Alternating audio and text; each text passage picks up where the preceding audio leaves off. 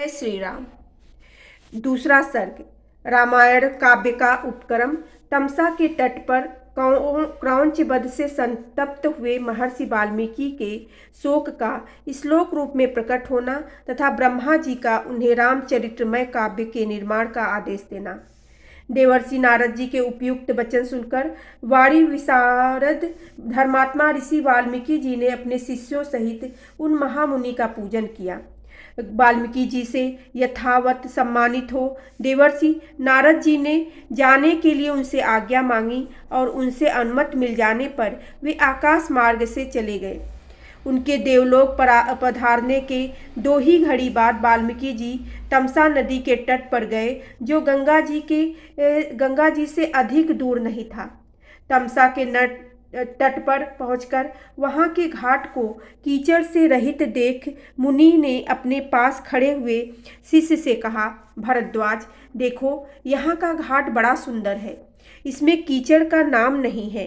यहाँ का जल वैसा ही स्वच्छ है जैसा सत्य पुरुष का मन होता है। तात यही कलश रख दो और मुझे मेरा वल्कल दो। मैं तमसा के इसी उत्तम तीर्थ से स्नान करूंगा। महात्मा वाल्मीकि के ऐसा कहने पर नियम परायण शिष्य भरद्वाज ने अपने गुरु मुनिवर वाल्मीकि को वल्कल वस्त्र दिया। शिष्य के हाथ से वल्कल लेकर वे जितेंद्रिय मुनि वहां के विशाल वन की शोभा देखते हुए सब ओर विचरने लगे। उनके पास ही क्रौंच पक्षियों का एक जोड़ा था, जो कभी एक दूसरे से अलग नहीं होता था। विचर रहा था। वे दोनों पक्षी बड़ी मधुर बोली बोलते थे। भगवान वाल्मीकि के पक्षियों के उस जोड़े को वहां देखा। उसी समय पापपूर्ण विचार रखने वाले एक निषाद ने, जो समस्त जंतुओं का अकारण वैरी था, वहां आकर पक्षियों के उस जोड़े में से एक नर पक्षी को मुनि के देखते ही देखते बाण से मार डाला। वह पक्षी खून से लथपथ होकर पृथ्वी पर गिर पड़ा और पंख फड़फड़ाता हुआ तड़पने लगा। अपने पति की हत्या देख उसकी भार्या क्रौंची करुणाजनक स्वर में चित्कार कर उठी। उत्तम पंखों से युक्त वह पक्षी सदा अपनी भार्या के साथ विचरता था। उसके मस्तक पर रंग तांबे के समान लाल था और वह काम से मतवाला हो गया था।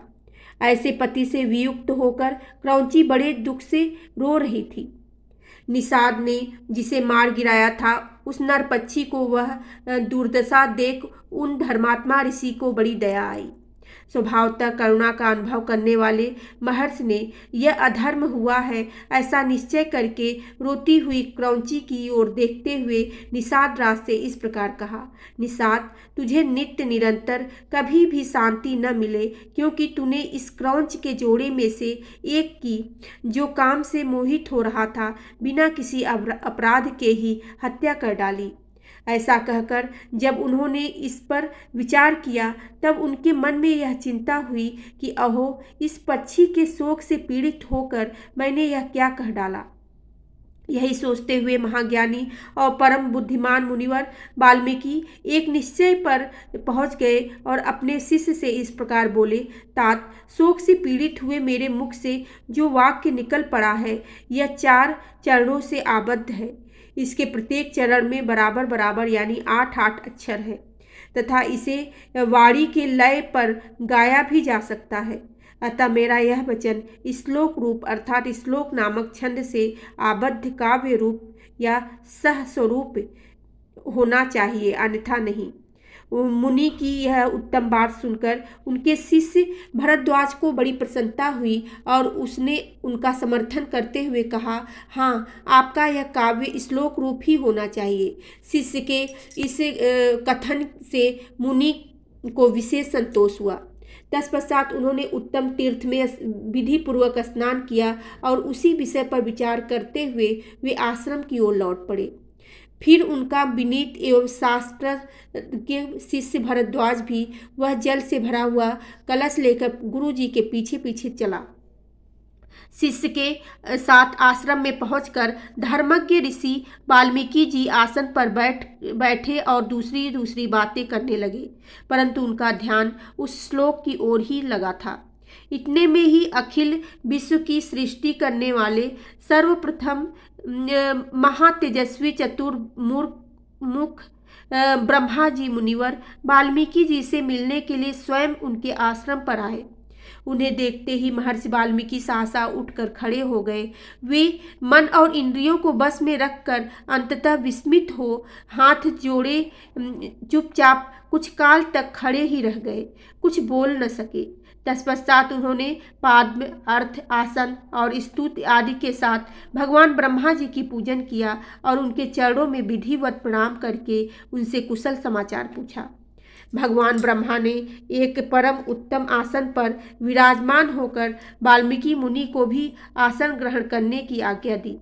ब्रह्मा जी की आज्ञा पाकर वे भी आसन पर बैठे। उस समय साक्षात लोक पितामह ब्रह्मा सामने बैठे हुए थे, तो भी वाल्मीकि जी का मन उस क्रौंच पक्षी वाली घटना की ओर ही लगा था। वे उसी के विषय में सोचने लगे। ओह, जिसकी बुद्धि वैर भाव को ग्रहण करने में ही लगी रहती है, उस पापात्मा व्याध ने बिना किसी अपराध के ही वैसे मनोहर कलरव करने वाले क्रौंच पक्षी के प्राण ले लिए। यही सोचते सोचते उन्होंने क्रौंची के अर्थनाद को सुनकर निषाद को लक्ष्य करके जो श्लोक कहा था, उसी को फिर ब्रह्मा जी के सामने दोहराया। उसे दोहराते ही फिर उनके मन में अपने दिए हुए शाप के अनौचित्य का ध्यान आया। तब वे शोक और चिंता में डूब गए। ब्रह्मा जी उनकी मनः स्थिति को समझकर हंसने लगे और मुनिवर वाल्मीकि जी से इस प्रकार बोले, ब्राह्मण, तुम्हारे मुख से निकला हुआ यह छंदोबद्ध वाक्य श्लोक रूप ही होगा। इस विषय में उन्हें कोई अन्यथा विचार नहीं करना चाहिए। मेरे संकल्प अथवा प्रेरणा से ही तुम्हारे मुख से ऐसी वाणी निकली। मुनि श्रेष्ठ, तुम श्री राम के संपूर्ण चरित्र का वर्णन करो। परम बुद्धिमान भगवान श्री राम संसार में सबसे बड़े धर्मात्मा और धीर पुरुष हैं। तुमने नारद जी के मुख से जैसा सुना है, उसी के अनुसार उनके चरित्र का चित्रण करो। बुद्धिमान श्री राम का जो गुप्त या प्रकट वृत्तांत है तथा लक्ष्मण, सीता और राक्षस के जो संपूर्ण गुप्त या प्रकट चरित्र है, वे सब अज्ञात होने पर भी तुम्हें ज्ञात हो जाएंगे। इस वाक्य में अंकित तुम्हारी कोई भी बात झूठी नहीं होगी, इसलिए तुम श्री रामचंद्र जी की परम पवित्र एवं मनोरथ कथा का श्लोकबद्ध करके लिखो। इस पृथ्वी पर जब तक नदियां और पर्वतों की सत्ता रहेगी, तब तक संसार में रामायण कथा का प्रचार होता रहेगा। जब तक तुम्हारी बनाई हुई श्री राम कथा का लोक में प्रचार रहेगा, तब तक तुम इच्छा अनुसार ऊपर नीचे तथा मेरे लोक में निवास करोगे। ऐसा कहकर भगवान ब्रह्मा जी वहीं अंतर्ध्यान हो गए। उनके वहीं अंतर्ध्यान होने से शिष्यों सहित भगवान वाल्मीकि मुनि को बड़ा विस्मय हुआ। तदंतर उनके सभी शिष्य अत्यंत प्रसन्न होकर बार बार इस श्लोक का गान करने लगे और परम विस्मित हो परस्पर इस प्रकार कहने लगे। हमारे गुरुदेव महर्षि ने क्रौंच पक्षी के दुख से दुखी होकर जिस समान अक्षरों वाले 4 चरणों से युक्त वाक्य का गान किया था, वह था तो उनके हृदय का शोक, किंतु उनकी वाणी द्वारा उच्चारित होकर श्लोक रूप हो गया। उधर शुद्ध अंतःकरण वाले महर्षि वाल्मीकि के मन में यह विचार हुआ कि मैं ऐसे ही श्लोक में संपूर्ण रामायण काव्य की रचना करूं। यह सोचकर उदार दृष्टि वाले उन यशस्वी महर्षि ने भगवान श्री रामचंद्र जी के चरित्र को लेकर हजारों श्लोकों से युक्त महाकाव्य की रचना की, जो उनके यश को बढ़ाने वाला है। इसमें श्री राम के उदार चरित्रों का प्रतिपादन करने वाले मनोहर पदों का प्रयोग किया गया है। महर्षि वाल्मीकि के बनाए हुए इस काव्य में तत्पुरुष आदि समासों, दीर्घ गुण आदि संधियों और प्रकृति प्रत्यय के संबंध का यथा योग्य निर्वाह हुआ है।